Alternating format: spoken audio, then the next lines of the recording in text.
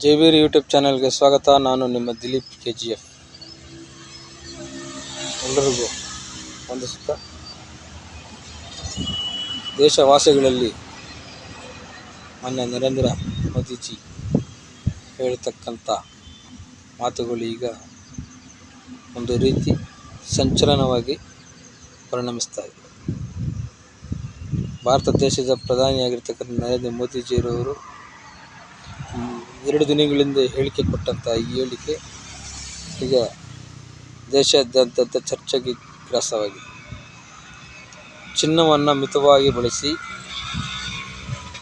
98% ನಾವು ಬೇರೆ ದೇಶಗಳಿಂದ ಆಮದು ಮಾಡ್ತಕ್ಕಂಥ ಚಿನ್ನವನ್ನು ಸದ್ಯ ಮಟ್ಟಕ್ಕೆ 1 ವರ್ಷಗಳ ಕಾಲ ಅವಶ್ಯಕ ಇರೋರು ಮಾತ್ರ ಪರ್ಚೇಸ್ ಮಾಡಿ, ಇಲ್ಲದೇ ಇರೋರು ಅದನ್ನು ಸ್ವಲ್ಪ ದೂರ ಇಡಿ ಅಂತ ಹೇಳ್ತಕ್ಕಂಥ ವ್ಯಾಖ್ಯಾನ. ಮತ್ತೊಂದು ಸಭೆಯಲ್ಲಿ ಹೇಳಿರ್ತಕ್ಕಂಥ ವ್ಯಾಖ್ಯಾನಪ್ಪ ಏನಂದರೆ, ಡೀಸೆಲ್ ಮತ್ತು ಪೆಟ್ರೋಲನ್ನು ಅನಾವಶ್ಯಕವಾಗಿ ಉಪಯೋಗಿಸ್ತಕ್ಕಂಥದ್ದನ್ನು ನಿಲ್ಲಿಸಿ ತಕ್ಕ ಮಟ್ಟಿಗೆ ಬಸ್ಸು ಮತ್ತು ರೈಲು ಪ್ರಯಾಣವನ್ನು ಮಾಡಿ ಅಂತ ಈಗ ಒಂದು ಕರೆ ಕೊಟ್ಟಿದೆ. ಯಾಕೆ ನಮ್ಮಲ್ಲಿ ಡೀಸೆಲ್ ಮತ್ತು ಪೆಟ್ರೋಲಿನ ಕೊರತೆ ಎದುರಾಗ್ತಾ ಇದೆಯಾ? ಸದ್ಯದ ಮಟ್ಟಿಗೆ ಅಂಥ ಪರಿಸ್ಥಿತಿ ಯಾವುದೂ ಇಲ್ಲ. ಎಲ್ಲ ಸ್ಟಾಕ್ ಅವೈಲೇಬಲ್ ಇದೆ. ಆದರೆ ಮುಂದಿನ ದಿನಗಳಲ್ಲಿ ನಾವು ಬೇರೆ ದೇಶಗಳ ಮೇಲೆ ಅವಲಂಬಿತವಾಗತಕ್ಕಂಥದ್ದು ಬೇಡ. ಸದ್ಯದ ಪರಿಸ್ಥಿತಿ ಮಟ್ಟಿಗೆ ನಾವು ಉಪಯೋಗಿಸ್ತಕ್ಕಂಥದ್ದನ್ನು ಆದಷ್ಟು ಮಿತವಾಗಿ ಉಪಯೋಗಿಸ್ತಕ್ಕಂಥದ್ದು ಕೆಲಸ ಮಾಡಬೇಕು ಅಂತೇಳ್ಬಿಟ್ಟು ನರೇಂದ್ರ ಮೋದಿಜಿಯವರು ಒಂದು ಕರೆ ಕೊಟ್ಟರು. ಈ ಕರೆಗೆ ದೇಶವಾಸಿಗಳೆಲ್ಲನೂ ಮಿಶ್ರ ಪ್ರತಿಕ್ರಿಯೆ ವ್ಯಕ್ತವಾಗ್ತಾ ಇದೆ. ಕೆಲವರು ಎಲ್ಲ ಹೇಳಿಕೆ ಕರೆಕ್ಟಾಗಿದೆ ಅಂತ ಹೇಳಿದರೆ, ಇನ್ನು ಕೆಲವರು ಅದನ್ನು ವಿರೋಧವನ್ನು ಮಾಡ್ತಕ್ಕಂಥ ಕೆಲಸವನ್ನು ಮಾಡ್ತಾರೆ. ಈಗ ಮೊನ್ನೆ ಇರಾನ್ ಮತ್ತು ಅಮೇರಿಕ ಸಂಬಂಧದಲ್ಲಿ ಏನಾಯಿತು, ಗ್ಯಾಸ್ನ ಅಭಾವ ಯಾವ ರೀತಿ ಆಯಿತು, ಜನರಿಗೆ ಯಾವ ರೀತಿ ತೊಂದರೆ ಆಯಿತು. ಆದ್ರೂ ಸಹ ಕೇಂದ್ರ ಸರ್ಕಾರ ಎಷ್ಟು ಕಷ್ಟಪಟ್ಟು ಜನರಿಗೆ ಅನುಕೂಲ ಮಾಡ್ತಕ್ಕಂಥ ಕೆಲಸವನ್ನು ಮಾಡಿದೆ. ಈಗ ನೆಕ್ಸ್ಟ್ ಪೆಟ್ರೋಲ್ ಮತ್ತು ಡೀಸೆಲ್ನ ಅಭಾವ ಎದುರಾಗ್ತದೆ. ಪಕ್ಕದ ದೇಶಗಳಲ್ಲಿ ಉಪಯೋಗಿಸ್ತಕ್ಕಂಥ ಪೆಟ್ರೋಲ್ ಡೀಸೆಲ್ ರೇಟ್ ಎಷ್ಟಿದೆ ಅಂತ ಹೇಳ್ಬಿಟ್ಟು ನಾವು ಒಂದ್ಸಲಿ ಗಮನ ಹಾಕಬೇಕಾಗತಕ್ಕಂಥದ್ದು.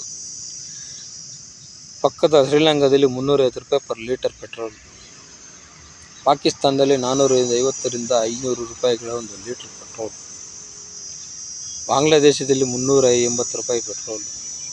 ಈಗಿರ್ತ ಸಂದರ್ಭದಲ್ಲಿ ಭಾರತ ದೇಶದಲ್ಲಿ ಏನಾದ್ರು ಪೆಟ್ರೋಲ್ ರೇಟ್ ಜಾಸ್ತಿ ಮಾಡಿದ್ದಾರಾ? ಇಲ್ಲ. ಆದಷ್ಟು ಮಿತವಾಗಿ ಅಂದರೆ ಕಡಿಮೆ ಅವಶ್ಯಕ ಇರುವಾಗ ಮಾತ್ರ ಉಪಯೋಗಿಸ್ತಾ ಹೇಳಿಕೆಗಳು ಕೊಟ್ಟಿರೋದು ಒಂದು ಒಳ್ಳೆಯ ಹೇಳಿಕೆ ಅಷ್ಟೇ ಹೊರತು ಇದರಲ್ಲಿ ಮಿಸ್ಯೂಸ್ ಮಾಡ್ತಕ್ಕಂಥ ಹೇಳಿಕೆ ಯಾವುದೇ ರೀತಿ ಇಲ್ಲ.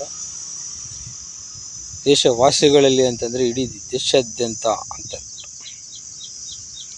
ಇವುಗಳನ್ನು ಮಿತವಾಗಿ ಬಳಸ್ತಕ್ಕಂಥ ಕೆಲಸ ಮಾಡಿದರೆ ನಮ್ಮ ದೇಶಕ್ಕೆ ಇನ್ನೂ ಇದು ಉಪಯೋಗ ಆಗ್ತಕ್ಕಂಥದ್ದು.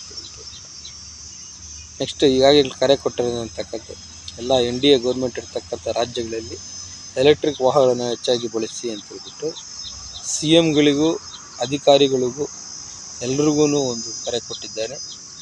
ಈ ಎಲೆಕ್ಟ್ರಿಕ್ ವಾಹನಗಳ ಮುಖಾಂತರ ಡೀಸೆಲ್ ಮತ್ತು ಪೆಟ್ರೋಲ್ನ ಬಳಕೆ ಕಡಿಮೆ ಆಗುತ್ತೆ ಅಂತೇಳ್ಬಿಟ್ಟು ಇದನ್ನು ಒಂದು ಕರೆ ಕೊಟ್ಟು, ಈಗಾಗಲೇ ಒಂದು ಪ್ರಧಾನಮಂತ್ರಿಯ ಭದ್ರತಾ ಪಡೆಯಲ್ಲಿ ಸಹ ಇದು ಅಳವಡಿಕೆ ಮಾಡಬೇಕು ಅಂತೇಳ್ಬಿಟ್ಟು, ಇದು ಸುಮ್ಮನೆ ಅಲ್ಲಿ ಇಲ್ಲಿ ಹೇಳಿದರೆ ಇದು ಉಪಯೋಗ ಆಗಲ್ಲ, ತನ್ನಿಂದನೇ ಸ್ಟಾರ್ಟ್ ಆಗಲಿ ಅಂತೇಳ್ಬಿಟ್ಟು ಭದ್ರತಾ ಪಡೆಗಳ ವಾಹನಗಳಿಂದನೂ ಈಗ ನೆಕ್ಸ್ಟ್ ಸರದಿ ಅಲ್ಲಿಂದನೂ ಶುರು ಆಗ್ತದೆ.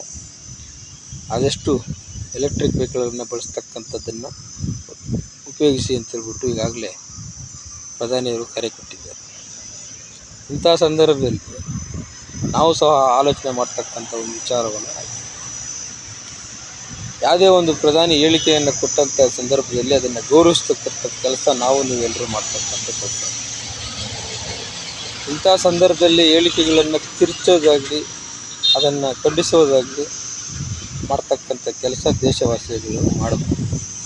ಅದು ಯಾವುದೇ ಒಂದು ಗೌರ್ಮೆಂಟ್ಗಾಗಲಿ ಯಾವುದೇ ಒಂದು ಹುದ್ದೆಗಾಗಲಿ ಇದು ಸಮಂಜಸ ಅಲ್ಲ. ಹೀಗಿದ್ದ ಸಂದರ್ಭದಲ್ಲಿ ಪ್ರಧಾನಿಯವರು ಹೇಳಿರ್ತಕ್ಕಂಥ ಹೇಳಿಕೆಯನ್ನು ಎಲ್ಲರೂ ಗೌರವಯುತವಾಗಿ ಸ್ವೀಕರಿಸಿ ಅದನ್ನು ಪಾಲಿಸ್ತಕ್ಕಂಥ ಕೆಲಸ ನೀವೆಲ್ಲರೂ ಸಹ ಮಾಡಬೇಕಾಗಿರ್ತಕ್ಕಂಥ. ಯಾಕೆ ಈ ಹೇಳಿಕೆಗಳನ್ನು ಕೊಡ್ತಾ ಇದ್ದಾರೆ ಮೋದಿಯವರು? ಮುಂದೆ ಆಗ್ತಕ್ಕಂಥ ಸಂಕ್ಷೋಭ ಅಂತಾರಾಷ್ಟ್ರೀಯ ಮಟ್ಟದಲ್ಲಿ ಈಗ ಯುದ್ಧಗಳಿಂದ ಎಲ್ಲ ನಷ್ಟನೇ ಹೊರತು ಹಾಗಾದರೂ ಲಾಭ ಏನಾದರೂ ಆಗಿದೆಯಾ? ಇಲ್ಲ. ಈ ಲಾಭಗಳು ಮುಂದಿನ ದಿನದಲ್ಲಿ ನಷ್ಟಗಳಾಗಬಾರ್ದು, ಇನ್ನೂ ಅತಿ ಹೆಚ್ಚು ನಷ್ಟಗಳಾಗದೇ ಇರತಕ್ಕಂಥದ್ದನ್ನು ಮಾಡ್ತಕ್ಕಂಥ ಒಂದು ಕೆಲಸನೇ ಈಗ ಮೋದಿಜಿಯವರು ಮಾಡ್ತಾಯಿದ್ದಾರೆ.